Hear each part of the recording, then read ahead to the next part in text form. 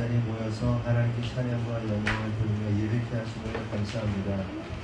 하나님, 수많은 사람들 가운데 우리를 택하여 불러주시고 주님의 제자로, 군사로, 신부로 또한 마지막 시대 가운데 하나님의 뜻을 이루어내는 자들로 불러주셔서 감사합니다.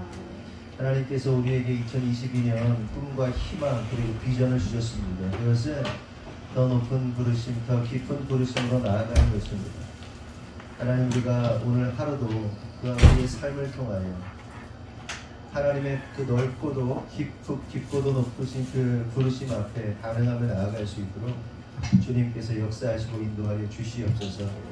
일주일의 삶을 돌아보면서 너무나도 많은 순간마다 하나님 앞에서 온전하지 못하고 그렇게 하나님 앞에 헌신되지 못하고 충성하지 못하고 나의 뜻대로 나의 삶이 마치 내가 주인이냐 그렇게 살았던 우리의 모습을 회개합니다.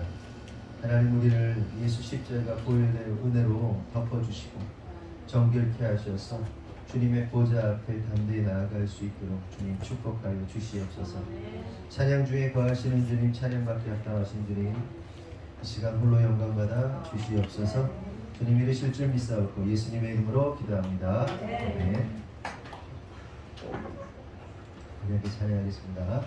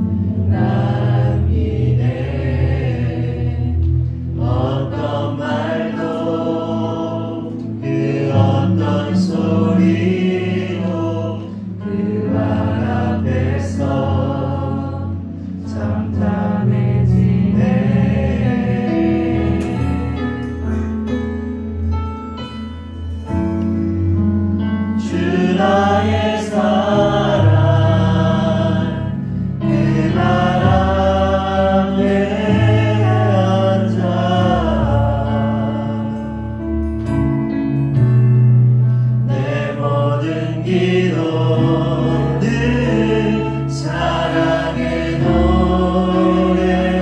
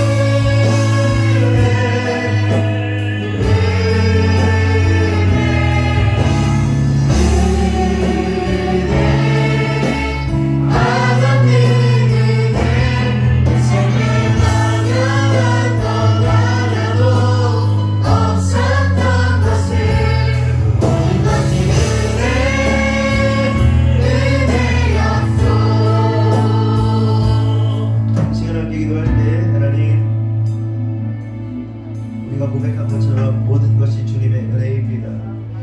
오늘도 우리가 숨쉬며 살아가는 것, 오늘도 예배할 수 있는 것, 그 모든 것이 은혜입니다. 그러나 하나님, 너무나도 많은 순간마다 그 은혜를 잃어버리고 사는, 원망과 불평으로 사는 우리의 모습을 하나님 이 시간 깨닫게 하시고, 주님의 은혜 안에서 오늘도 주님의 날개 아래서 오직 주님의 보호하심 안에서 살아가는 것을 기뻐하며 감사하며 고백하는 시간 되기 원한다고 다같이 주여 한번 하고 기도하겠습니다. 주여! 하나님 아버지 감사합니다.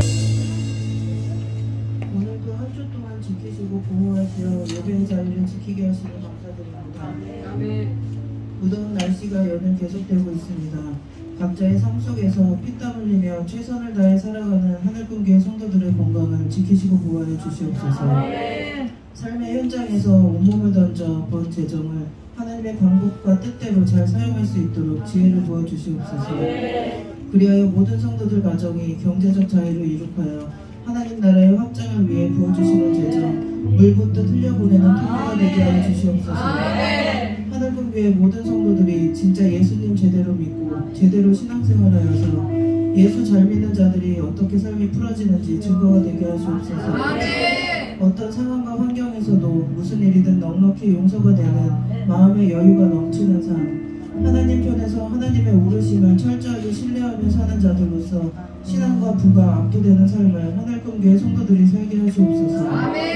시편 119편 165절 말씀, 주의 법을 사랑하는 자에게는 큰 평안이 있으니 그들에게 장애물이 없으리이다. 주님의 말씀을 의지하며 기도합니다. 매주 월, 화, 목요일마다 각자 쉼을 포기하고 시간을 내어 주님의 말씀을 사모하며 모이는 우리 성도들 삶에 주님 주시는 큰 평안, 참 평안이 평생토록 임하며 장애물 없는 삶 살게 하시옵소서. 예수 핏값 주고 산 삶, 예수 핏값만큼 살다가 주님 만나게 하여 주시옵소서. 주님께서는 지금 막 오고 계시는 중이십니다. 저희도 주님에게 달려가는 중입니다. 복음에 합당한 삶으로, 복음의 가치로, 우리 자신을 목숨건 순종으로 주님께 드려지는 삶 살게 하여 주시옵소서. 더 깊은 부르심으로, 더 높은 부르심으로 초대하시는 주님의 부르심 앞에 당장 달려나갈 준비된 성도들 되게 하시옵소서. 다음 세대를 위해 기도드립니다. 하늘꿈교회가 다음 세대를 잃어버리지 않도록 다음 세대를 향한 비전을 주시고 다음 세대를 하나님의 군사로 세워가게 하시는 하나님 감사합니다. 지난 기도회와 여름 성경학교를 통해 아이들이 준비한 기도문을 들었을 때 아이들이 하나님의 말씀으로 잘 양육되어지고 있음을 느낄 수 있었습니다. 앞으로도 우리 아이들 하나님의 군사로 잘 세울 수 있도록 부모 세대들에게 지혜와 계시의 영 부어주시옵소서. 집에 앉았을 때에든지 길을 갈 때에든지 누워있을 때에든지 일어날 때에든지 하나님의 말씀을 부지런히 가르치라는 신명기 말씀처럼 교회와 가정이 연합하여 하나님의 자녀들을 잘 양육할 수 있도록 도와주시옵소서. 하나님을 알아가면 알아갈수록 전부를 내어드리지 않고는 견디지 못하는 다음 세대 되게 하시옵소서. 부모 세대의 믿음을 뛰어넘는 다음 세대 되게 하시옵소서. 부모 세대 11조에 최소한 5배는 뛰어넘는 11조를 할 수 있는 재물 얻는 능력이 탁월한 다음 세대 되게 하시옵소서. 나의 한계에 부딪힐 때마다 한계 없으신 하나님만 의지하며 삶에서 부딪히는 모든 문제를 믿음으로 뚫고 나가는 다음 세대 되게 하여 주시옵소서. 목사님 가정을 위해 기도합니다. 더운 날씨에 심신이 지키지 않도록 늘 강건하게 구하여 주시옵소서. 어디를 가시든 높은 믿음의 수준만큼 대우받게 하시옵소서. 항상 최고 수준의 식사 대접 받게 하시옵소서. 계획하는 모든 사역들에 돕는 일꾼들 붙여주시옵소서. 치열하고 숨가쁜 삶이지만 주님 주시는 샬롬의 평강이 목사님 가정 가운데 충만하도록 기름 부어주시옵소서. 스라의 세 자녀 휘민한 빛을비 성인 되기 전에 예수님 만나게 해 주시옵소서. 목사님 사모님의 믿음을 뛰어넘는 새 자녀들 되게 하여 주시옵소서. 주님께서 책임지시고 양육하시는 이 아이들에게 주님의 스케일대로 한계없이 지혜와 축복을 부어주시옵소서. 이 시간 목사님의 말씀을 들을 때 듣는 귀를 허락하여 주시옵소서. 말씀을 통해 뼈를 도려내는 찔림을 경험하게 하시고 결단하고 삶이 변하는 역사가 모든 성도의 삶에 일어나게 하여 주시옵소서. 예배를 준비한 모든 손길들 기억하시고 축복하여 주시옵소서. 감사드리며 모든 말씀 예수님의 이름으로 기도 올립니다.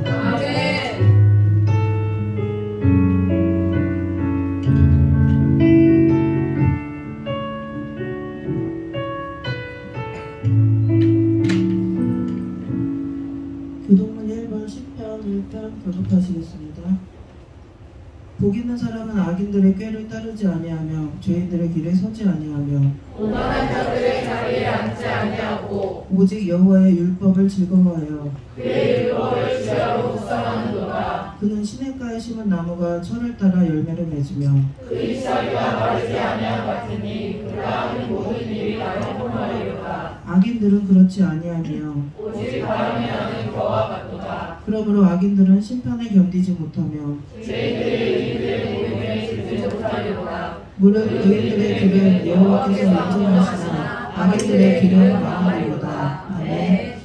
말씀은 마가복음 14장 42절에서 51절 말씀 제가 대신 읽겠습니다.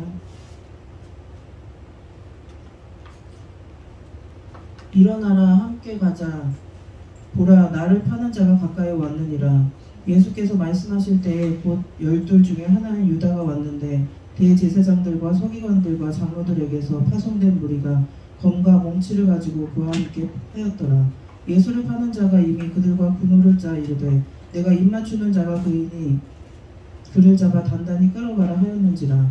이에 와서 곧 예수께 나와 랍비여 하고 입을 맞추니 그들이 예수께 손을 내어 잡거늘 곁에 서 있는 자 중에 한 사람이 칼을 빼어 대제사장의 종을 쳐 그 귀를 떨어뜨리니라. 예수께서 무리에게 말씀하여 이르시되 너희가 강도를 잡는 것 같이 검과 몽치를 가지고 나를 잡으러 나왔느냐. 내가 날마다 너희와 함께 성전에 있으면서 가르쳤으되 너희가 나를 잡지 아니하였도다. 그러나 이는 성경을 이루려 함이니라 하시더라. 제자들이 다 예수를 버리고 도망하니라. 한 청년이 벗은 몸에 배에 흙이불을 두르고 예수를 따라가다가 무리에게 잡히매. 목사님께서 나오셔서 입맞추는 자라는 제목으로 말씀 전해주시겠습니다. 네, 옆에 분하고 사랑합니다. 축복합니다.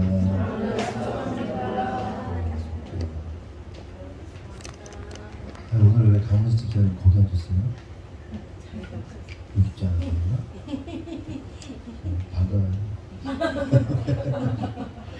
그래요.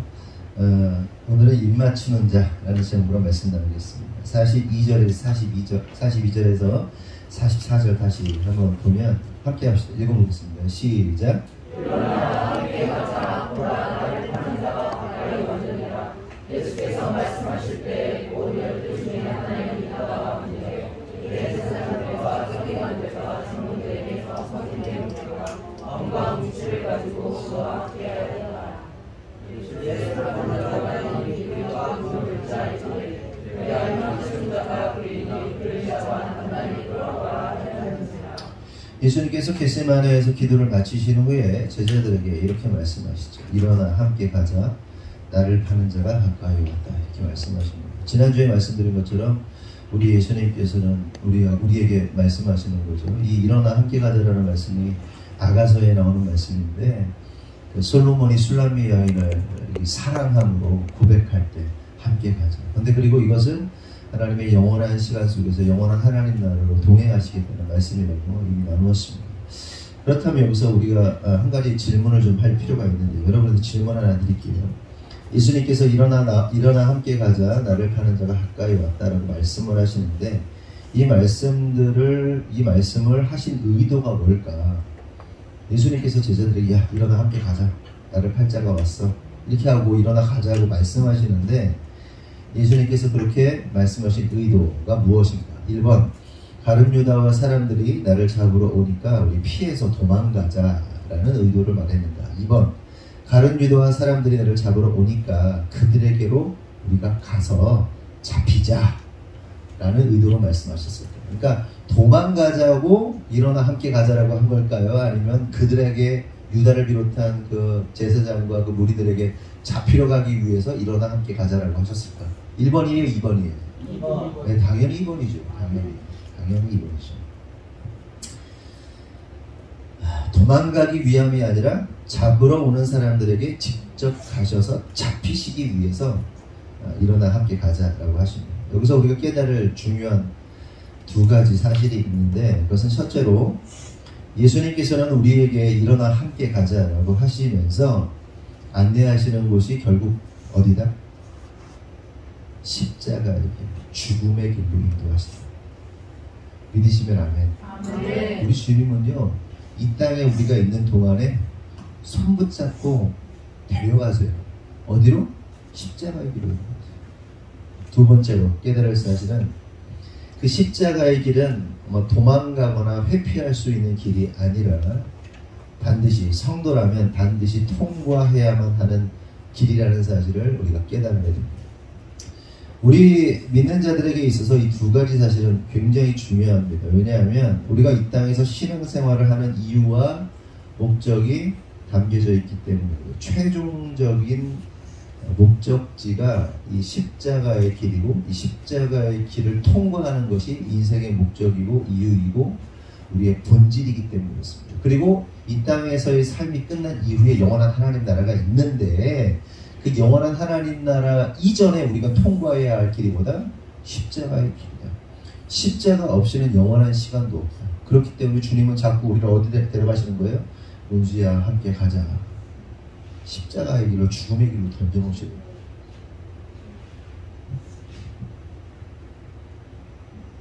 유지야 가자. 십자가의 길로 가자. 주님 던져놓으신다니까요. 근데 이게 왜 중요하냐면 많은 사람들이 두 가지 사실을 이해하지 못합니다. 그리고 듣지 못합니다. 듣지도 못하고 이해하지도 못한 채로 신앙생활을 시작하는 경우들이 너무 많아요. 그래서 이 두 가지 사실 같은 얘기죠. 십자가로 데려가셔서 십자가를 통과하게 하시는 이 사실, 신앙생활을 시작할 때 이거를 알아야 되는데 이걸 모르고 신앙생활을 시작하니까 시험에 드는 거예요. 무너지는 거예요. 그리고 이걸 이해하지 못한 채로 왜 나에게 이런 시련이 오냐, 나에게 이런 왜 고난이 오냐, 왜 나에게 이런 어려움이 있냐라면서 이걸 이 굴레에서 못 벗어나는 거예요. 다람쥐 쳇바퀴 돌리죠. 어느 날 좋았다가 나쁘다, 좋았다가 나쁘다, 좋았다가 나쁘다. 이게 뭐냐 이게 끊임없이. 근데 이걸 이해하고 신앙생활을 하면 아 이게 신앙생활을 잘하고 있다는 것이구나를 알게 되는데 이걸 모르니까 그냥 이거만 하고 있는 거예요. 쉽게 말해서 예수 믿으면 성공하고 부자 되고 고난, 시련, 재앙이 다 넘어가게 되고 그래서 만사형통한다 라고만 들어요. 이게 틀리는 건 아니에요. 예수 제대로 믿으면요 만사가 형통합니다. 아멘이십니까? 만사가 형통한다는 것은 항상 말씀드리지만 문제가 오지 않는 게 아니에요. 문제를 치고 나가는 거라고 말씀드렸잖아요. 그렇죠? 기차가 달릴 때 잔가지들이 뭐 있고 뭐가 변수가 나타나고 뭐 자동차가 나타나도 그냥 기차는 내리 달리잖아요. 그게 형통이라니까요. 기차가 왜 그렇게 치고 지나갈 수 있습니까? 그 기차에 어마어마한 엔진이 달려있잖아요. 어마어마한 힘이 있잖아요. 그러니까 어떤 문제를 뚫고 지나가는 겁니다. 근데 기차가 힘아리가 없어. 오토바이 엔진이 달려버렸어요. 그냥 50cc가. 그럼 뭐 요만한 것만 나타나면 멈추잖아요. 그냥 멈춰버리잖아요. 형통한 삶이 아닌 거예요. 잘 들어. 그래서 약하면 안 되는 거예요. 강해져야 되는 겁니다. 예수가 우리 안에, 예수의 능력이 우리 안에서 역사하는 힘이 되어서 강력하게 치고 나가야 돼요. 네? 그냥 좌절하는 게 아니에요. 멈추는 게 아니에요. 달려나가는 거란 말이죠. 그게 형통이다. 예수 믿으면 성공합니까? 성공합니다.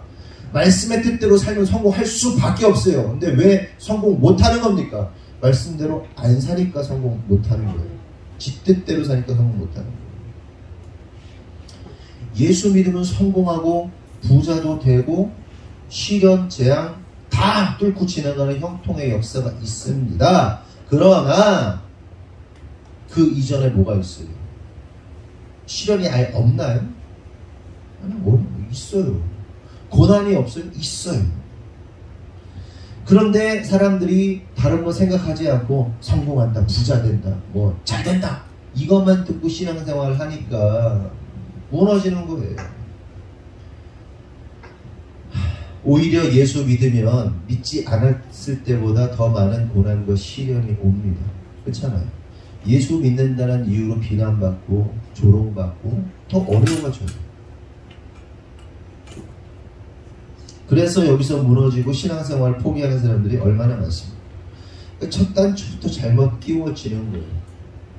여러분 우리가 깨달아야 돼요. 우리 주님은 저와 여러분의 손 잡으시고는 함께 가자라고 하시면서 결국 우리를 십자가의 길로 인도하시는 분이시라는 사실을 믿으시기를 바랍니다. 그리고 그 십자가의 길은 구원받은 자들에게 있어서 결단코 피할 수 있거나 도망갈 수 있는 길이 아니라는 사실을 깨달아야 돼요. 물론 제자들처럼 잠시 회피하고 잠시 도망갈 수 있죠. 하지만 결국에는 제자들처럼 죽음의 길을 걸어야만 하는 것이 그리스도인의 운명이라는 겁니다. 그 십자가를 통과해야 돼요. 십자가를 통과할 때만 구원이 있는 거예요. 그 십자가가 뭐예요? 예수 그리스도. 예수 그리스도의 이름으로 사는 것. 이게 십자가의 길을 걷는 거라는 거죠. 그렇다면 여러분 생각해 보자고요. 그렇게 피할 수 없는 길이라면 어떻게 하는 것이 현명한 거예요? 네? 우리에게 피할 수 없는 길이와 피해서는 안 돼. 그 길이 오면 어떻게? 그 길이 우리에게 다가오면 어떻게 해야 돼요? 그럼 맞닥뜨리는 거예요. 언제까지 피할 겁니까? 여러분 광야의 시간이 왜 이렇게 길어지는 거예요? 성도의 삶 속에서 광야가 끊임없는 광야. 아니, 광야 탈출해야 될 거 아니에요. 근데 왜 광야가 계속해서 끊임없이 죽을 때까지 광야만 있냔 말이에요. 피하니까. 도망가니까 광야가 나타나는 겁니다. 여러분의 생활 속에서, 여러분의 사업 속에서, 여러분의 가정 속에서 왜 나는 광야만 나타나는 거예요? 변화되어야 되는데 변화되지 않는 거예요. 그 변화라는 것을 맞닥뜨리고 해결해내는 거예요. 참 답답하죠. 많은 사람들이 어떤 문제 앞에서요 부딪힐 생각을 하지 않아요. 그리고 부딪히고, 그러니까 여러 단계가 있죠. 부딪히지 않는 사람이 있고, 부딪히는데 부딪혀서 아무 생각 없는 사람이 있고, 부딪히면서 그 모든 것들을 어떻게든 극복하고 해내려 하는 사람이 있고, 그렇잖아요. 사업을 한다고 보자고요. 어떤 사람은요 사업을 해야겠다고 생각하는데 이것 때문에 저것 때문에 이러면서 사업을 못하는 사람이 있어요. 또 어떤 사람은 사업은 해. 근데 아무 생각 없어. 그냥 하루하루 살아. 그냥 미래에 대한 준비도 없어. 그럼 망하는 거죠. 근데 어떤 사람은 사업을 부딪혀서 사업을 해. 그러면서 이걸 어떻게든 해결하겠다. 미래를 준비하면서 나아가는 사람이 있어요. 그 사람 성공하는 거죠. 신앙생활도 마찬가지예요. 어떤 사람은요 신앙적으로 도전하지 않아요. 가만히 있어요. 그게 뭐예요? 악한 종, 한 달란트 받은 사람이 그냥 묻어두는 거예요.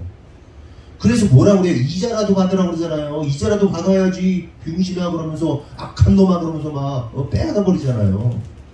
신앙생활하면서 아무것도 하지 않는 사람, 그냥 그 돈 잘 유지만 하려고 하는 사람, 이건 악하다니까요. 근데 요즘 같은 시대에는 자기가 가지고 있는 돈도 유지 못하는 사람들이 얼마나 많습니까? 다 잃어버리잖아요.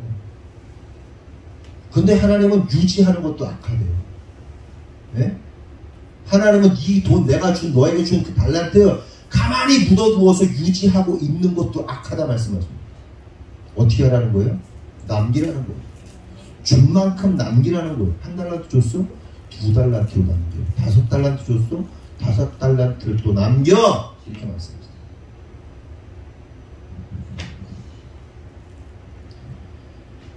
피할 수 없어요. 십자가의 길은 피할 수 없어요. 부딪혀야 돼요. 도망가지 말고 맞닥뜨려야 합니다. 머리 부리지 말고, 때로는 무식하게, 때로는 십자가의 복음이 어리석은 것처럼 보여도 흔들림 없이 나아가야 하는 겁니다. 그리고 그 나아가는 길 앞에서 하나님의 뜻이 무엇인지를 구해야 돼요. 코로나라는 시험이 우리에게 왔어요. 벌써 횟수로 3년째. 코로나라는 시험이 왔어요. 교회들이 이 시험 앞에서 여러 가지로 반응했죠. 어떤 교회는 그냥 부딪혔어요. 어떤 교회들은 멈춰섰어요. 어떤 교회들은 흩어졌어요. 여러 가지 반응이 있었어요. 그 코로나가 터졌을 때 수많은 교회들이 문을 닫고 모이기를 패했습니다. 그런데 여러분, 피한다고 문제가 해결이 됩니까? 해결 안 돼요. 부딪히는 거예요. 부딪혀. 예배를 드리는 것이 십자가의 길이라고 할 수 있겠죠. 그냥 그 길 가야 하는 겁니다. 왜 그렇습니까? 예배라는 것은 뭐예요? 성도의 본분입니다. 하나님은 우리 인간을 창조하실 때 왜 창조하셨습니까? 잘 먹고 잘 살고 성공하라고? 아니에요. 하나님이 창조하신, 인간을 창조하신 목적은 뭐예요? 하나님 예배하라고, 하나님 찬양하라고. 그러니까 우리는요 하나님 예배하고 하나님 찬양만 해도 성공한 인생입니다. 근데 인간의 본분, 인간의 본질인 하나님을 예배하는 것을 포기해? 인간이기를 포기한 거죠. 하나님의 자녀라는 사실을 포기해버린 거죠. 하나님께서 우리를 창조하신 목적에서 벗어나는 거예요. 그리고 예배하지 못하는 삶은 죽은 삶입니다. 그러므로 성도 여러분, 저와 여러분이 십자가의 길로 초대하시는 예수님 어린 양 예수님 손 붙잡고 어디든지 따라가는 자가 되어야 하는 겁니다. 아멘이십니까? 네? 가는 거. 주님 손 붙잡고. 한편 가룟 유다와 함께 무리들이 군호를 짜서 예수님을 잡으러 왔다 이렇게 기록합니다. 군호를 짰다는 것은 헬라어로 쉿 세몬인데 그 뜻은 합의된 신호라는 뜻입니다. 합의된 신호. 한마디로 가룟 유다와 제사장의 무리들과 예수님을 잡으러 오는 그 체포조들이 있잖아요. 그리고 예수님 제자들이 또 있으니까 11명의 제자들이 이렇게 예수님과 12명이 있었단 말이에요. 가룟 유다는 저쪽에 있었고. 그러니까 이 12명을 어떻게든 제압하려면 많은 사람들이 더 모였을 거 아니에요. 어떤 그 특이사항에 어떤 변수에 이거를 막 저항할지 모르니까 이거를 막는 사람들과 뭐 무기를 들고 어떤 사람은 체포를 하고 어떤 사람은 막아서고 뭐 이거 한 거죠. 이거를 다 합의된 신호를 한 거예요. 가룟 유다하고만 입맞추었을 때 예수를 잡으라는 그 신호만 한 게 아니라 그 주변의 그 사람들과 다 이거를 어떻게 잡을 것인가에 대한 합의에 된 신호를 한 겁니다. 한번 생각해 보세요. 여기 한 10명 이렇게 앉아있는데 여기 한 뭐 10명 앉아있는데 이거 잡으러 오려면 한 2-3명 가지고 잡으러 올 수 있겠어요? 말도 안 되는 거죠. 2배, 3배는 돼야죠. 무장한 사람들. 그러니까 여러 사람이 예수님을 잡기 위해서 합의된 신호를 다 맞춰가지고 시뮬레이션 해가지고 딱 온 겁니다. 그러면서 45절에 보니까 이에 와서 곧 예수께 나와 랍비여 하고 입을 맞추니 라고 기록을 하고 있죠. 드디어 가룟 유다가 예수님을 잡으라고 사인을 보내는데 그 사인이 뭐예요? 유다가 예수님께 입을 맞추는 거였습니다. 근데 여기서 우리가 한 가지 주목할 사실은 왜 그 사인이 입을 맞추는 행위였을까 하는 겁니다. 그렇죠. 뭐 그냥 여러 가지 사인할 수 있잖아요. 이렇게 유다가 예수님하고 굉장히 껄끄러울 수밖에 없는 상황 아닙니까? 그러니까 자기가 팔아넘기는 상황인데 아무리 양심의 화인을 맞았어도 어떻게 아까지 입을 맞춰요. 그래서 랍비야 그러면서 입 맞추는 게 그게 쉽지 않단 말이에요. 우리가 누군가한테도 잘못을 하고 누군가한테 실수를 해도 눈 마주치기가 굉장히 어렵잖아요. 근데 가지고 이렇게 막 입 맞추면서 뭐 랍비야 막 그러면서 이게 되냔 말이에요. 그러니까 그냥 이렇게 지나가다가 손을 딱 든다든지 그러면 막 달려와가지고 딱 잡는다든지 아니면 뭐 이렇게 막 손가락을 돌리더니 아니면 뭐 이렇게 뒤로 딱 돌아오든지 그럼 와가지고 그냥 딱 잡으면 되지 굳이 예수님하고 입 맞추고 뭐 랍비여 이러면서 뭐 할 필요 있냐 이거예요. 그런데 제가 왜 예수님께 입 맞춤을 사인으로 했는가에 대해서 말씀을 드리는가 하면 입 맞추는 행위가 우리가 일반적으로 생각할 때는 유대인들의 인사법 정도라고만 생각을 하잖아요. 하지만 이 가룟 유다가 예수님과 입맞추는 장면을 기록하는 내용들을 가만히 살펴보면 그냥 입맞추는 인사 정도 그냥 뭐 안녕 이렇게 안녕 뭐 이 정도의 수준이 아니라는 것을 우리가 알 수 있습니다. 굉장히 깊은 의미가 있어요. 설명을 드리면 입을 맞춘다에 해당하는 헬라어가 필레오입니다. 필레오가 그 뜻이 뭐냐? 좋아하다, 사랑하다라는 뜻을 가지고 있는데 참고로 성경을 보면 하나님의 사랑은 무슨 사랑이라고 그러죠? 아가페의 사랑이라고 하잖아요. 이 아가페보다는 약간 밑에 단계이긴 하지만 아가페라는 단어와 혼용해서 쓰여질 만큼 굉장히 중요한 사랑에 있어서 굉장히 차원이 높은 의미로서 이 필레오라는 단어가 쓰여집니다. 사랑하는 거예요. 그러니까 입을 맞췄다는 단어 자체가 사랑하다, 좋아하다라는 뜻을 가지고 있어요. 그리고 아가페라는 단어와 혼용이 됩니다. 고로 이것이 의미하는 것은 유다가 예수님께 입맞춤을 했을 때 대충 성의 없이 단지 입맞추는 신용을 한 것이 아니라 모든 사람들이 볼 때, 그리고 이 성경을 기록하고 있는 마가가 볼 때 최소한 유다가 예수님께 사랑과 존경을 담아서 입맞춤하는 행위를 했다는 거예요. 내가 이제 예를 주시면 주진 안녕? 뭐 안녕? 이렇게 정도 할 수 있겠죠. 근데 진짜로 하는 거예요. 진짜 옆에 사람이 볼 때 이거는 의심의 여지가 없을 정도로 진짜 입맞춤을 하면서 진짜 존경과 진짜 사랑으로 입맞춤을 하는 거예요. 기록하고 있는 사람이 봤을 때 무슨 얘기인지 아세요? 그냥 대충 한 게 아니에요. 대충 입맞춤을 했을 때 딱 들이닥친 게 아니라 진심을 담아서 한 거예요. 그렇게 보이는 거란 말이죠. 볼 때. 그러면서 또 뭐라고 그럽니까? 랍비여 라고 말합니다. 랍비. 이 랍비라는 말은 선생님이여 라는 뜻이죠. 그런데 이 당시 랍비라는 말은 아무한테나 쓰는 말이 아니라 굉장히 존경받는 선생님들에게만 쓰여졌던 표현이 랍비입니다. 아무한테나 안 써요. 결국 유다가 랍비라는 표현을 쓴 것은 사람들이 볼 때 유다가 예수님을 향하여 진정 존경과 사랑을 담아서 인사하고 있는 표현이라고 할 수 있는 거예요. 다시 말씀드립니다. 다른 사람들이 볼 때 유다의 입맞추는 행위는 완벽하게 주님을 사랑하고 존경하는 제자의 모습으로서 인사한 것으로 보였다는 거예요. 대박 연기를 한 거죠. 그러니까 모든 사람들이 의심할 여지가 없는 거예요. 그러니까 우리는 2000년이 지난 상황에서 지금 예수님과 유다의 입맞춤을 볼 때 입맞췄나 보다, 사인으로 그렇게 했나 보다 생각하는지 모르겠지만 그 현장에 있었던 사람들이 볼 때는 유다가 완벽한 연기예요. 예수님을 속일 만큼. 예수님을 아시지만 예수님을 속이려 한 것처럼, 그러니까 모든 사람을 속여가지고 완벽한 키스와 완벽한 입맞춤을 통해서 인사를 하고 있었다는 겁니다.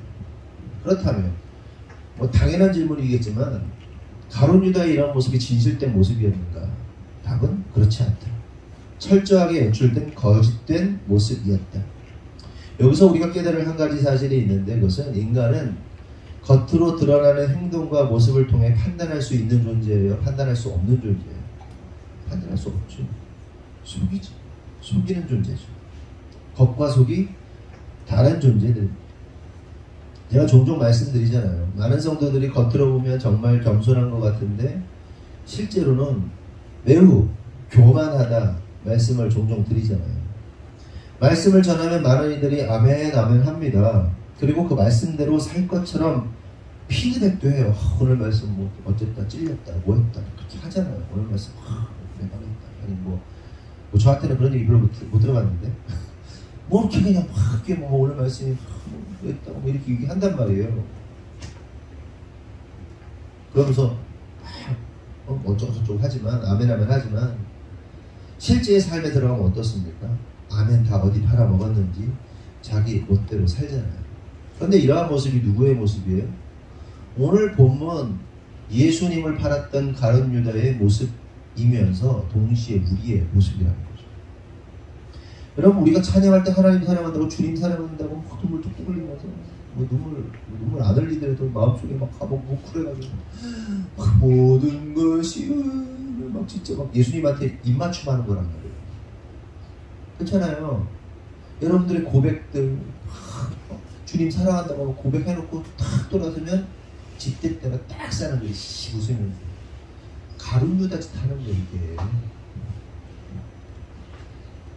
우리가 가룟 유다예요. 우리는 끊임없이 가룟 유다는 한 번 그런 것 같은데 우리는 매주 그러고 있어요. 매주 배신의 키스를 때리는 거죠.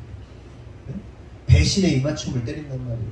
배신의 입맞춤을 시전한다 이렇게 표현합니다. 시전한다. 참 우리가 가룟 유다죠? 아멘이시죠? 근데 이게 인정이 안 되는 사람들도 있거든요. 이게 인정이 안 되죠. 나는 안 그러는데. 나는 안 그러는데. 그분이 바로 예수님이에요. 그분 예수님 하시는 거, 그분 따라다니면 돼요. 우리 그리스도인들의 특징이 뭔지 아십니까? 자기인식, 자기 객관화가 되는 사람이에요. 그러니까 세상 사람들에게 없는 기능이 우리에게 있어요.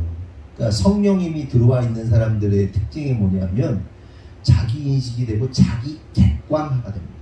객관적이라는 것은 스스로가 할 수 있어요, 없어요? 안 되는 거예요. 주관적이죠. 어떻게 객관화가 됩니까? 그런데 그 없는 기능이 하나님의 성령이 임한 사람들에게는 자기 객관화라는 자기 인식이라는 그 기능이 장착되어 있단 말이에요. 어떻게? 내가 이러이러한 상황에 놓여져 있는데 하나님이라면 어떻게 나를 보실까? 그렇죠? 말씀에 빗대어서 나는 지금 어떤 상태인가? 라는 자기 객관화가 됩니다.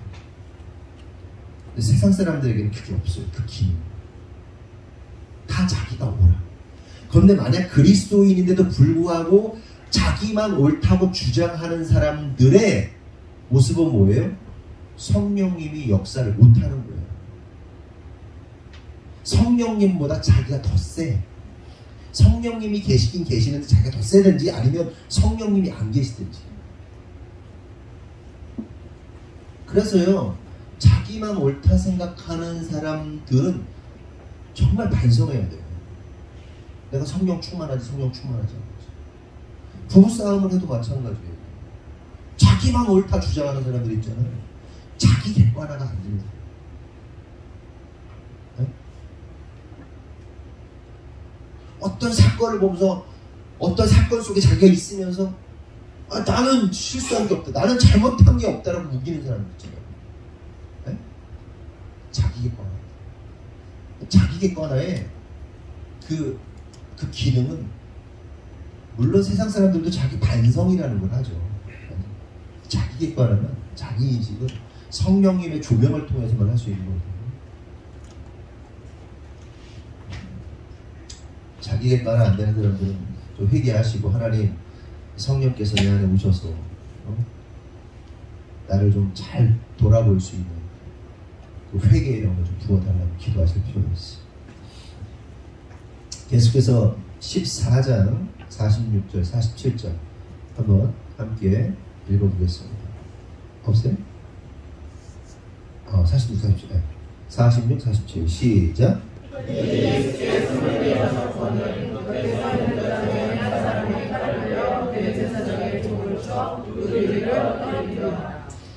가룟 유다가 예수님께 입맞추는 것을 보고 무리들이 예수님을 이제 잡아요. 그러자 예수님 곁에 있던 한 사람이 칼을 빼서 대제사장의 종의 귀를 쳐서 베어버립니다.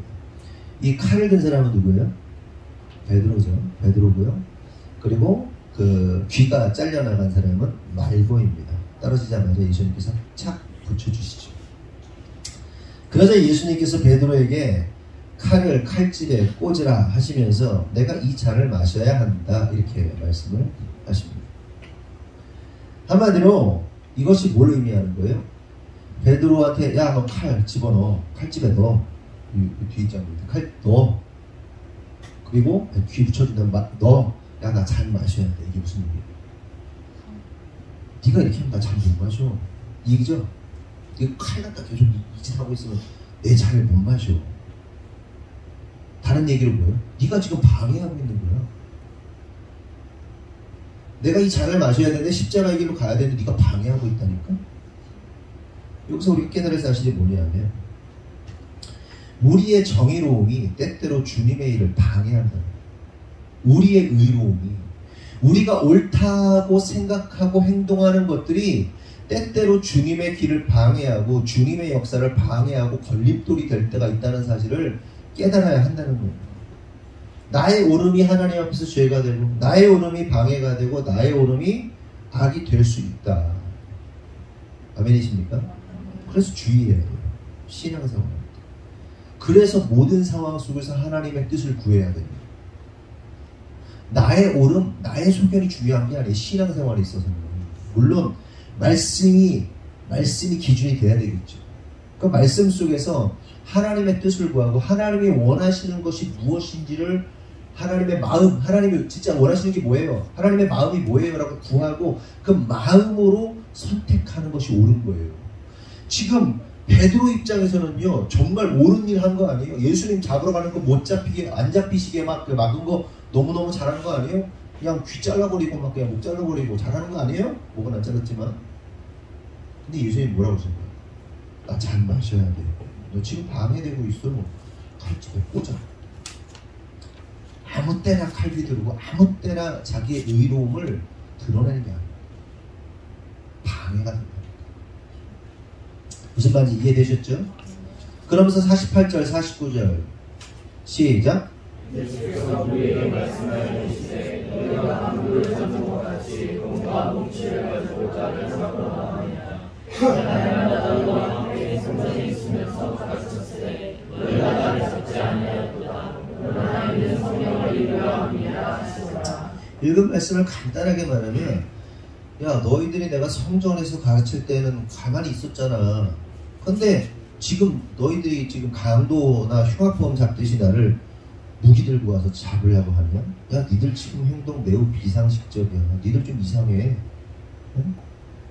하지만 니들이 이렇게 비상식적이고 이상한 행동을 하는 이유는 성경에 예언되어 있기 때문이야 라고 이렇게 말씀하시는 거예요.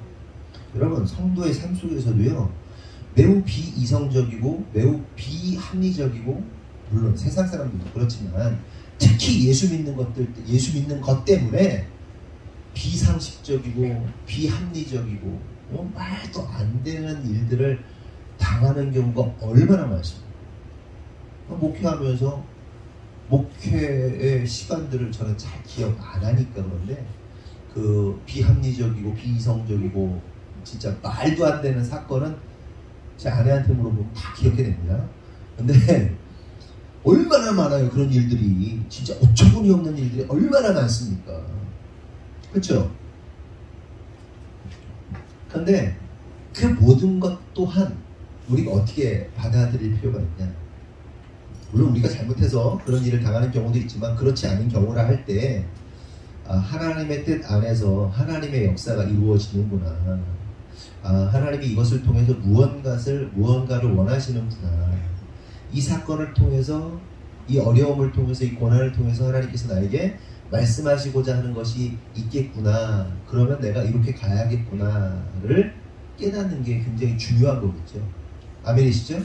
근데 이 기능도 하나님의 사람들에게만 있는 기능이에요.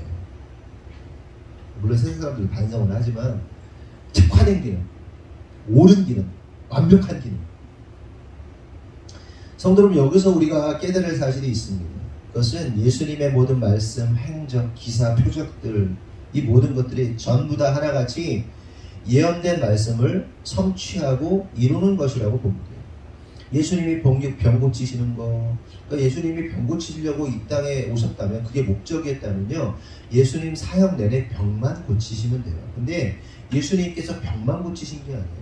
근데 왜 병 고치셨는지 아세요? 예언되어 있어요. 너희들이 메시아가 올 텐데 그 메시아는 이러이러한 특징이 있어. 병을 고쳐. 그 얘기가 성경에 나와요. 그래서 병을 고치신 거예요. 병 고치시는 사역만 한 게 아니에요. 네? 이해되시죠? 그런데 성경의 모든 말씀들이 결국 예수님의 모든 행적들, 태어나시고 자라시고 공생애를 시작하시고 십자가에 달리시고 그 모든 하나하나가 전부 다 뭐다? 예언된 말씀의 성취다.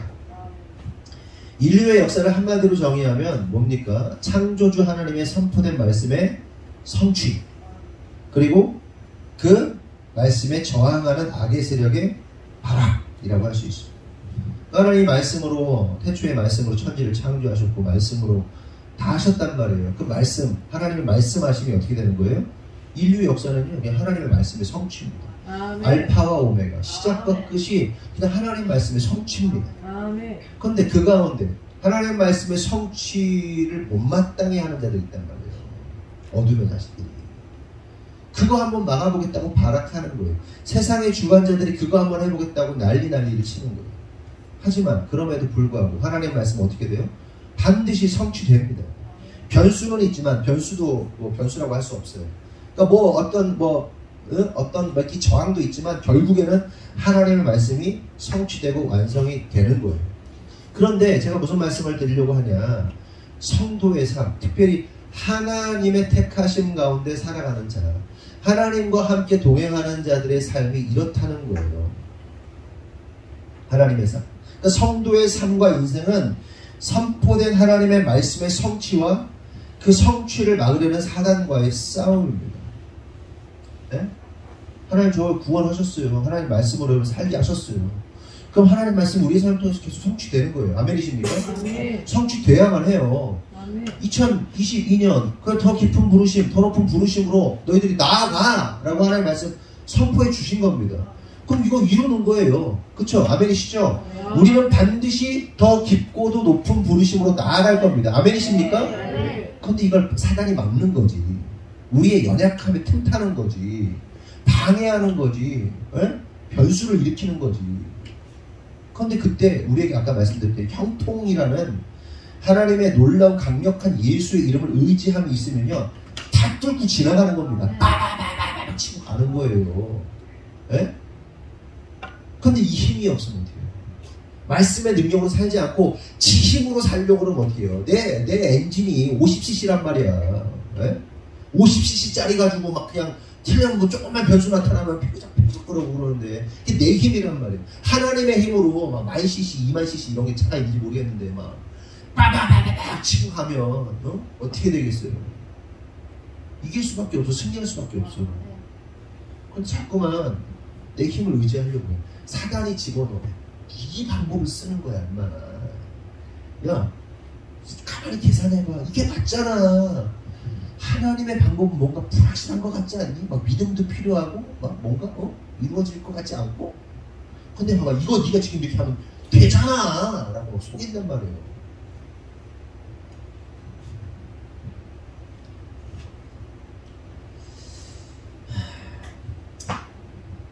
그렇게 하나님 말씀 성취와 그 말씀의 성취를 막으려는 사단과의 싸움인데 결국 결론은 뭐예요? 영원하신 하나님의 말씀이 성취된다. 그래서 하나님께서 인생이 온전히 의탁된 참 성도에게는 하나님의 보호하심, 역사하심, 인도하심 속에서 하나님의 뜻이 성취됨을 날마다 경험하게 되는 거예요. 하나님의 뜻 안에서 살아가는 자들은 날마다 하나님의 뜻의 성취, 하나님의 보호하심을 경험하고 느끼고 교감해요. 아멘이시죠? 진짜 하나님 안에 있으면 그걸 느끼잖아요. 아, 어떻게 설명하지? 못 느끼는 사람한테 느낀다고 설명해봐야 못 느끼는 건데, 느끼는 사람만 아는 건데, 이거는 굉장히 어떻게 설명해야 될지 모르겠네요. 아니, 근데 느껴보세요. 하나님을 신뢰하면 느껴요. 하나님이 막 섬세하게 나한테 일하시고, 막 말씀하시고, 막 갈 길을 알려주시고, 막 보호하시고, 막 지키시고, 막 인도하시는 게 느껴져. 그냥 보이지 않는 손이 막 이렇게 막 이렇게 하셔, 막 이렇게 하셔. 여름 성경학교가 잘 끝나고, 진짜 완벽하게 잘 끝나고, 이제 그때가 휴가 기간이니까 저희 공부방 학원 선생님들이 쉴 수 있는 시간이 딱 월요일, 화요일이었어요. 그래서 우리 성도들 중에 휴가 기간이 겹치는 분들이 이렇게, 야, 우리 가자, 그냥 놀러 가자, 고생했어요. 그래서 자기 차 끌고 그냥 밀양에를 갔다 왔습니다. 몇 명 이렇게 갔다 왔어요. 근데 아시다시피 그 날씨가 주일부터 비가 왔잖아요. 그쵸? 주일에도 하루 종일 비가 왔잖아요. 저는 비 오는 게 좋더라고요. 그 수영하는데 저 어릴 때 기억이 뭐냐면 온양 관광호텔인가? 거기 옛날에 수영장 거기 빙글빙글 도는 데가 어디예요? 할머니? 근데 온양 호텔에 있는 수영장인데 이렇게 막 빙빙빙 도는 데 있잖아요. 네? 관광호텔인가? 온양 관광호텔인가? 어릴 때 되게 유명했어요. 수영장이 이렇게 네모난 풀장이 아니라 이렇게 트랙으로 돼 있어요. 이렇게 쭉. 그래서 물이 막 돌아요. 그러면 막 타면서 돌면서 이렇게 도는 거예요. 이렇게 굉장히 커요. 어린 시절에 갔던 기억이 납니다. 그때 기억에 막 어느 날 비가 막 왔었는데, 어마어마하게 왔었는데 그 비 맞으면서 수영하는 기억이 되게 좋더라고요. 어쨌든 그래서 날도 더운데 비가 오면서 하늘에서 막 샤워기가 오면서 비가 오면서 이렇게 수영을 했잖아요. 잘 놀았어요. 그리고 월요일 날 됐어요. 근데 막 전날 비가 많이 오니까 월요일 날 가야 되는데 걱정이 되잖아요. 비가 오는데 갈까 말까. 비가 가야 되냐 말아야 돼요. 막 그냥 감론을 막 이거는 뭐 딴 데로 옮겨야 되냐 막 별의별 얘기하면서 막 하다가 결론은 그냥 갑시다. 그냥 비가 오는 날 갑시다.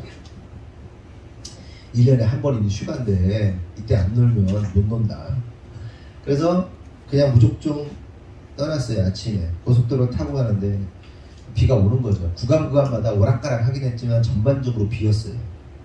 비가 계속 오는 거죠. 그리고 태풍이 몰려오고 있었습니다. 태풍이 2개가 몰려오고 있었죠. 태풍 2개가. 날씨가 매우 안 좋은 거예요. 근데 이제 현장에 딱 도착합니다. 밀양에 딱 도착했는데 그때부터 놀라운 일이 벌어지는 거죠. 우리가 가는 현장마다 비가 안 와. 뭐 우연일 수도 있겠죠. 비가 안 와. 근데 또 비가 와. 차에 딱 내리면 비가 안 와. 휴가 기간이잖아요. 피크잖아요. 그럼 차 막혀야죠. 막 관광지 막 복잡해야죠. 사람이 별로 없어. 막힘을 경험하지 못했어요. 그러더니 날씨가 어떻게 됐습니까? 뉴스에 이제 뉴스가 떴죠. 태풍이 소멸되었다. 태풍 2개가 소멸됐대요. 그러니까 모든 일정을 너무나도 아름답게 비 하나도 안 맞고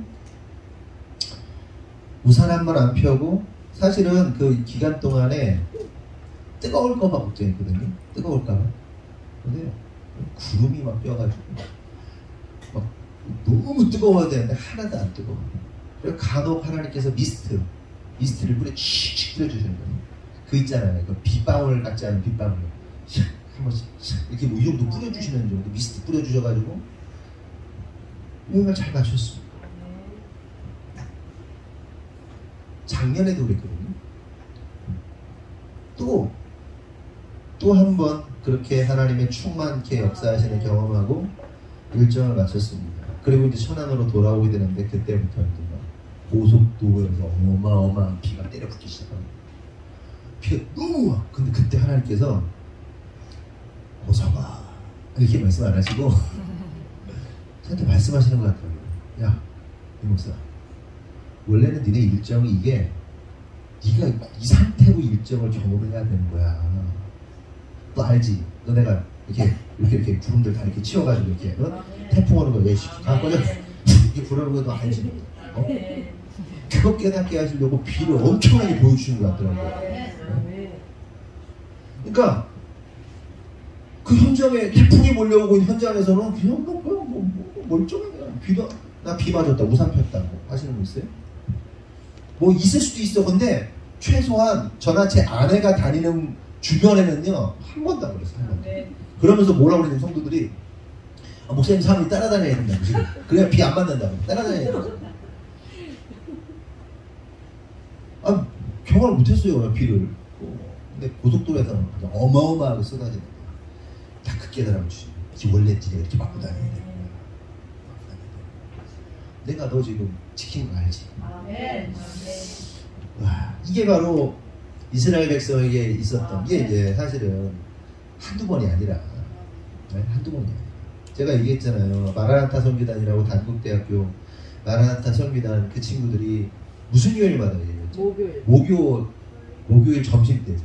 점심때 다 모여가지고 야외에서 1시간씩 예배를 합니다. 앰프 스피커 막 다 해가지고 악기 드럼 막 다 꺼내가지고 예배인으로 하는데 걔네들이 재밌는 게 단 한 번도 한 차례도 비가 온 적이 없어요. 그 목요일에 하나님 사랑하시는 그 예배를 기뻐하시는 전설처럼 남겨져 있어요. 수년 동안 비를 한 번도 맞은 적이 없어요. 창단 이후로 목요일 10시에 단국대학교에는 비가 온 적이 10시 목요일 10시에 비가 온 적이 없어요. 단 한 번도. 오다가도 끝이. 그게 우연일까요? 지금 모르겠어요. 팀이 있는지도 모르겠는데 우리가 함께 활동했던, 그러니까 저는 알지만 우리 같이 나중에 성시와 찬양단 함께 했던 그 멤버들. 근데 비 한 번 왔대요. 리더 바뀌고. 그 리더가 좀 지저분한 애였어요. 비와. 그래서 그 하나님의 룰이 한번 깨졌다. 나를 들었습니다. 그러니까 비 오면 죽는 거예요, 리더는. 사실. 그냥 걔네들 사이에서 이게 뭐랄까요? 하나님의 그 역사기 때문에 비가 오면 리더를 의심해야 될 수밖에 없어요. 저도 딱 보자마자 그때 왔다는 얘기 한번 듣고 에휴 그랬구나 뭐 이 생각 들었거든요. 물론 우리가 앞으로 행사할 때 비가 올 수도 있어요. 안 온다 이기라 하는 게 아니는데 그 하나님의 섬세한 손길, 하나님의 우리를 막 이렇게 지키시면서 보호하시고 막 태풍 새끼를 꺼져 소멸돼 그냥 이렇게 막 깨지는 그 하나님 막 어떻게 들으면요, 아유 저 우연 뭐 이럴 수도 있지 모르면 아니 느끼는 사람 어떻게 느끼는 걸 어떻게 해요? 하나님 해주신 걸 느끼는 걸 어떻게 하나? 네? 그렇죠? 그걸 한번 경험해봤으면 좋겠어요. 막 섬세하게 역사하시는. 그 섬세하게 역사하시는 그 역사가 또 있는데 그거는 아주 개인적인 일들이라 그거는 제 아내한테 들으실 때 하시고 계속해서 51절 52절 보면 나같이 한번 읽어보겠습니다. 시작.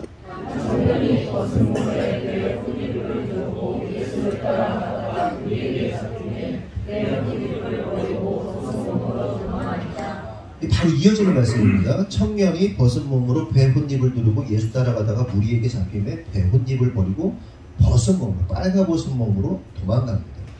이 부분은 성경에 있어서 굉장히 논란이 많이 되는 부분입니다. 특별히 동성애자들이 신학자들 중에 동성애 신학자들이 있거든요. 퀴어 신학한다고 하는 그 정신 나간 것들이 있거든요. 그것들이 무슨 얘기를 하냐면 이게 사실은 예수님과의 동성애 파트너였는데 이 파트너가 화들짝 놀라가지고 도망간 거다. 빨가벗고 있다가 이런 말도 안 되는 개소리들. 저도 들으면 뭐야. 근데 상황적으로는 납득은 안 되고 빨가벗고 거의 뭐 이렇게 혼입을 두르고 있다가 빨가벗고 도망가는 게 그림이 이상하네. 그쵸? 논란이 많이 됩니다. 그럼 여러분 궁금한 것은 이 청년이 누굴까? 여러분 누구라고 생각하십니까? 성경은 정확하게 이 청년이 누구라고 기록하지 않습니다. 하지만 거의 확실하게 이 청년은 누굴 것 같아요? 마가입니다. 성경을 기록하고 있는 마가 자신입니다. 왜 그런가 하면 한번 생각해보세요. 마가복음을 기록하고 있는 저자가 어떤 청년이 벗은 몸으로 돌아가는 것을 굳이 기록할 이유가 있었겠어요? 쓰는데? 글을 쓰는데?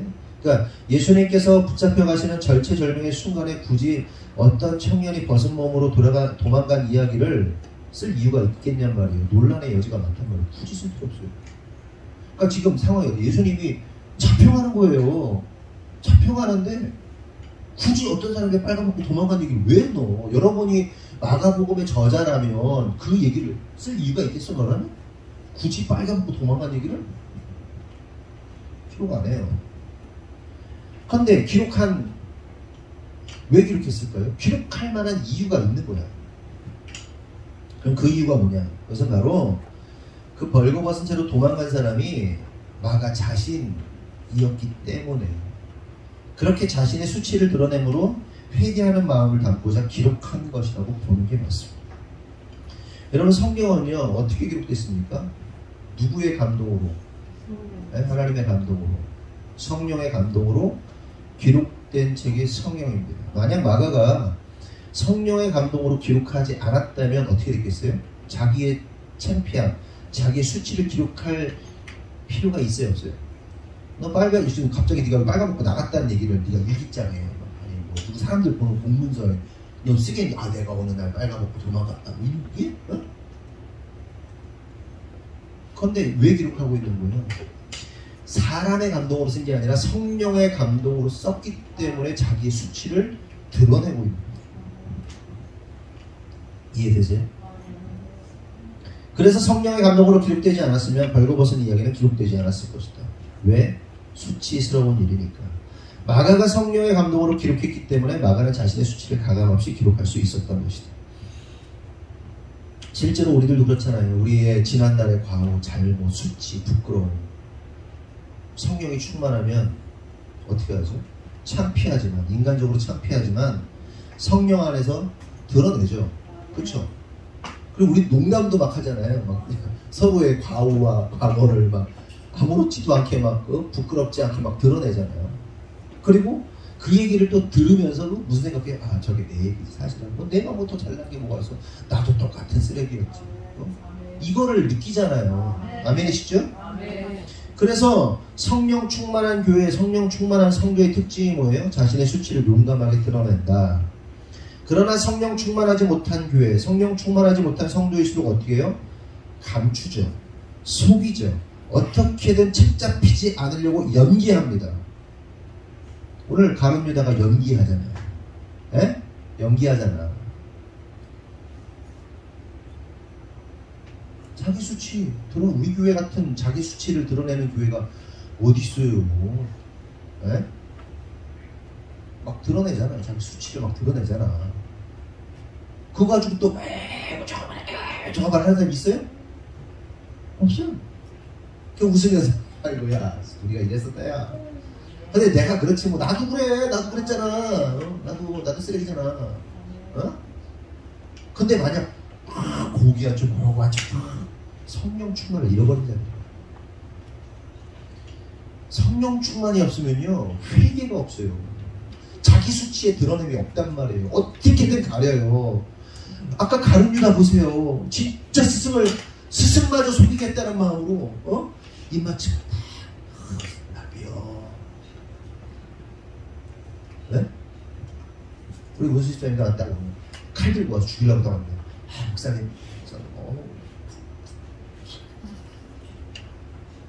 그냥 죽이든가 그냥 굳이 그럴 필요까지 있나? 하잖아. 끝까지 연기하잖아. 끝까지 자기 수치 안 드러내려고 그러잖아. 자기 수치가 드러날수록 자기의 그 연약함이 드러날수록 강해지고 아멘이십니까? 자기 수치를 드러내고 있다는 것이 성령 충만하다는 뜻이에요. 근데 여러분 끝까지 뭔가 숨기고 싶은 게 있잖아요. 지금 뭐 끝까지 막 숨겨야만 하는 뭔가가 있어요. 여러분의 남편에게 아내에게 공동체에서 뭐 지금 여기 까라는 얘기는 아니에요. 뭔가 숨길 게 많고 뭔가 숨겨야만 하고 뭔가 연기해야 되고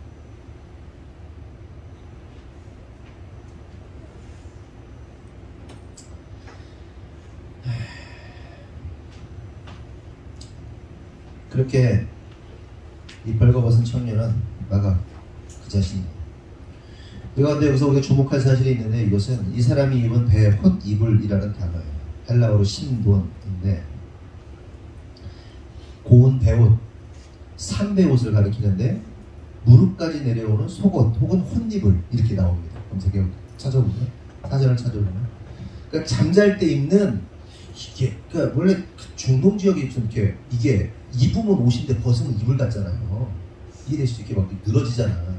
유대 사람들도 잠잘 때 그냥 이렇게 그냥 둘러 입는 이렇게 무릎까지 오는 이불인 듯 이 옷인 듯 그냥 막 축축 늘어지는 그냥 이렇게 잠옷이라고 보시면 돼요. 그런데 이 혼이불이 예수님의 장사될 때 쓰여졌던 세마포 있잖아요. 같은 단어입니다. 여기서는 혼이불이라고 표현하고 예수님이 죽으실 때는 세마포라고 표현합니다. 우리만 같은 단어예요. 여기서 우리가 이 장면을 보면서 깨달을 수 있는 한 가지 아이러니가 있어요. 그것은 이 청년, 그러니까 마가가 죽지 않고 살기 위해 자신의 속옷을 버리면서까지 발가벗은 모습이 되도록 도망갔다는 것이고요. 그러니까 안 죽으려고 빨가벗은 수치스러움을 각오하면서까지 자기 목숨 하나 건사하려고 도망갔다는 거죠. 그 혼이불을 버리면서 세마포를 버리면서. 반대로 예수님은 어때요? 저와 여러분의 수치를 가려주시기 위해서 오히려 십자가에서 벌거벗은 몸으로 죽으셨다는 겁니다. 공통의 코드가 있어요. 그 세마포 혼이불. 한 사람은 그 혼이불을 버리면서까지 그 자기의 수치, 그 뭐 상관없이 결국 그 수치를 막 경험하면서까지 뭐 한 거예요? 자기 목숨 건사하려고. 근데 예수님은 저와 여러분의 수치를 가려주시기 위해서 발가 벗겨져 죽으셨다.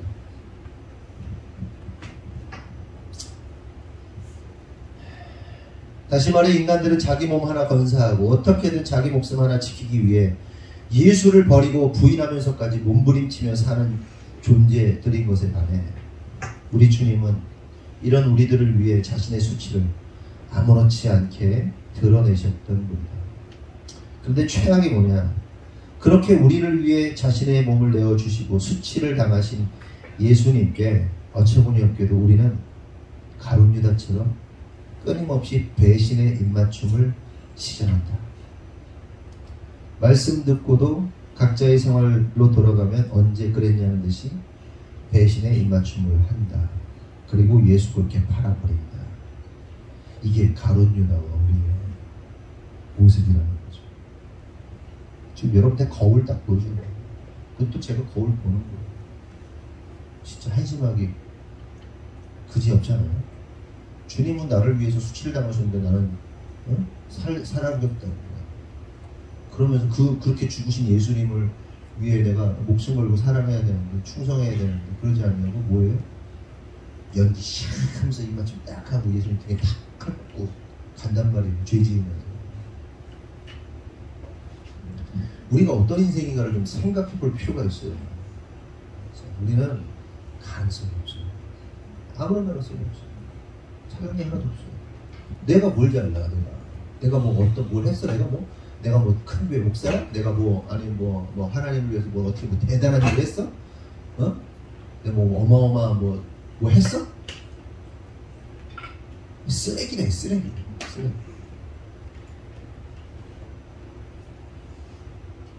다 똑같아 쓰레기. 다 쓰레기. 끊임없이 배반하고 끊임없이 배신하고 연기하면서 입맞추고 그런 우리를 보면 전혀 가능성이 없는데 그런데도 감사한 건 뭐예요? 주님이 다 아시면서도 그냥 품어주신다는 게 감사한 거예요. 오늘도 주님께서 우리를 덮어주시는 거예요. 당신의 은혜로.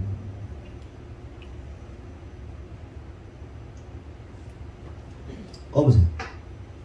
참 안타까운 게 2편 12절 제가 봉독해 드리겠습니다.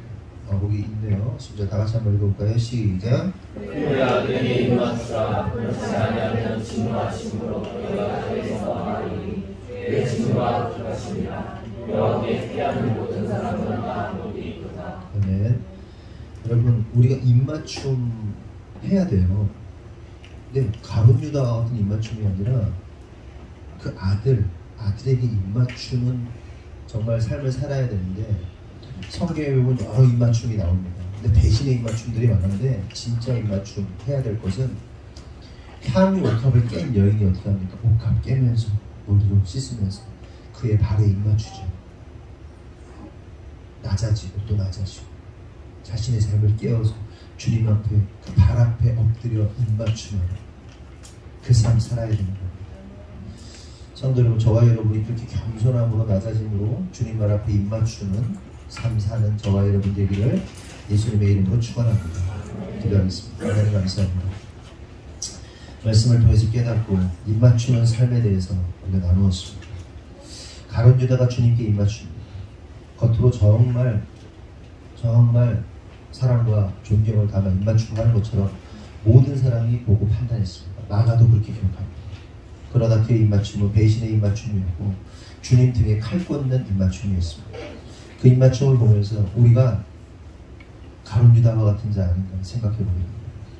주님 간절히 기도하는 것은 우리가 가룟 유다와 같이 주님께 입맞추는 자가 아니라 옥합을 깨어 주님 발에 입맞추었던 그 여인과 같은 입맞춤으로 살아갈 수 있도록 인도하여 주시옵소서. 우리의 힘으로도 할 수 없습니다.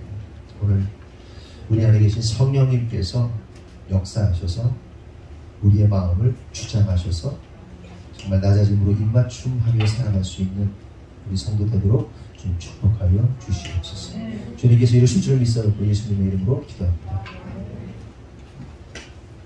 오늘 설거지 담당은 강성규, 이미연, 유혜린, 박혜린 네 분입니다. 다음 주 설거지 담당은 유경석, 조경미, 강정모, 이한비. 다음 주 대표 기도는 강민영 집사님이고요. 그리고 다음 주일에 특송이 이한비고요. 오늘 원래 하려고 하다가 지금 컨디션이 좀 안 좋아가지고 못하는 하영이하고 혜린이가 그 다음 주에 다시 하면 돼요. 네. 그래서 오늘은 특송이 없고요. 그리고 이제 제가 주중에 또 누가 특송을 해야 되는지 알려드리도록 하겠습니다. 정해서 다음 주에 알려드리도록 하겠습니다. 목사님 저기 정리 안 했죠? 지금 미용실에 그 우리 수영장을 말려놓은 거가 있거든요. 꺼내놨어요? 제가 말씀드릴게요. 오늘 머리를 하잖아요. 그러니까 지금 남정교회 분들이 예배 끝나자마자 그 미용실에 있는 그 수영장을 빼놨어요. 바깥으로 빼놨는데 부자재들 뭐 이렇게 뭐 포장들 막 이런 거 있거든요. 그거 싹 해서 바깥으로 꺼내주시고요. 정리할 수 있도록 꺼내주시고 에어컨만 틀어놓고 문 닫아주세요. 이따가 머리 자르야 되는데 더우니까 에어컨 틀어놓을 수 있도록 지금 바로 예배 끝나자마자. 그리고 식사하신 후에 나머지 이제 수영장하고 뭐 워터슬라이드 이런 거 정리할 수 있도록. 지금은 이제 일단 머리를 자를 수 있도록 거기가 막 의자 막 넓어져 있고 그러니까 청소를 해서 꺼내만 주시고 정리만 해주시고 깨끗하게. 그리고 이따 점심 먹고 나서 수영장 이런 거 다 정리할 수 있도록 하면 될 것 같아요. 네. 그리고 오늘 폭염주의보라서 지금 다 교회 전체 다 에어컨 켜놨거든요. 저희 교육관까지 켜놨어요. 어르신들은 26도로 맞춰놨으니까 가서 그냥 시원하게 하시면 되고요. 나오시면서는 에어컨만 꺼주시면 됩니다. 그리고 여기 지금 다 26도로 맞춰놨는데 절대 건드리지 마세요. 끄지도 마세요. 에어컨 끄지도 마시고 내리지도 마시고 올리지도 마시고 그냥 다 26도로 두시고 이따가 최종적으로 나갈 때만 이제 에어컨 정리하고 가도록 하겠습니다. 그러니까 손 대지 마시고 하시면 되고 오늘 좀 휴가 기간도 걸리고 여러 가지로 코로나 걸리신 분도 있고 그래가지고 오늘 못 나오신 분들 있지만 그냥 연습 그냥 다 동일하게 원래 하던 대로 그렇게 진행하시면 될 것 같아요. 네, 이상입니다. 네, 다 같이 일어나겠습니다. 그리고 예배는 주중 예배 정상적으로 다 진행합니다. 네, 파송이 말씀드리겠습니다. 구호 준비! 더 깊은 부르심으로! 더 높은 부르심으로! 네. 네, 알겠습니다. 하나님 감사합니다. 우리가 외친 것처럼 더 높고도 더 깊은 부르심으로 나아갈 수 있도록 인도하여 주시옵소서. 우리가 살아가는 동안에 주님의 은혜 기억하게 하시고 그 은혜 잊지 않고 날마다 감사하는 삶 살아낼 수 있도록 인도하여 주시옵소서. 그리고 주님 감사하여서 주님 앞에 예물을 드립니다. 주일 예물을 드리고 감사함을 드리고 11조를 드리고 각종 헌금을 드렸습니다. 드린 손길에 하나님 축복하여 주시고 그들의 삶과 인생과 사업과 직장과 가정 가운데 하나님의 보호하심 역사하심이 넘치도록 축복하시고 인도하여 주시옵소서. 무엇보다도 하나님 우리가 너무 무지한 면이 많습니다. 하나님께서 우리에게 달란트를 주셨고 재능을 주셨고 삶의 영역 속에서 하나님께서 주신 것들이 있는데 우리가 너무나도 미련하게도 한 달란트 가진 사람처럼 묻어두고 가만히 있거나 혹은 그 주신 것마저 까먹고 잃어버리고 탕진해버리는 우리의 모습을 볼 수 있습니다. 주님, 우리가 훈련되지 않아서 그렇습니다. 우리가 하나님 말씀에 순종하지 않아서 그렇습니다. 주님, 하나님께서 주신 그 사명, 달란트, 재능, 그 모든 능력들 최대한 발휘하여서 하나님 나라의 완성을 위하여 우리의 작은 재능들이 쓰여지도록 하나님께서 우리를 통하여 역사하시도록 하나님 우리를 물권의 통로로 또한 경제적 자유를 누리는 성도로서 하나님의 사명을 잘 감당할 수 있도록 축복하시고 인도하시고 또 역사하시고 기회를 주시옵소서. 그리하여서 하나님 우리의 삶 전체가 주님 앞에 온전히 드려지는 향유 옥합을 깨는 여인처럼 주님의 발에 입맞춤하며 살아갈 수 있는 우리 모두 되도록 주장하여 주시옵소서. 지금은 우리 구주 예수 그리스도의 은혜와 하나님 아버지의 무한하신 사랑과 성령님의 감화 감동대 주 역사하시니 오늘 주님의 뜻대로 살기로 결정한 모든 성도들 위해 지금부터 영원토록 함께 하시기를 간절히 축원하옵나이다.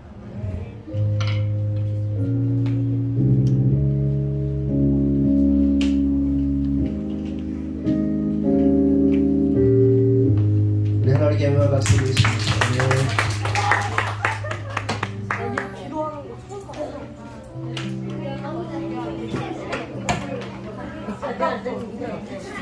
하시죠.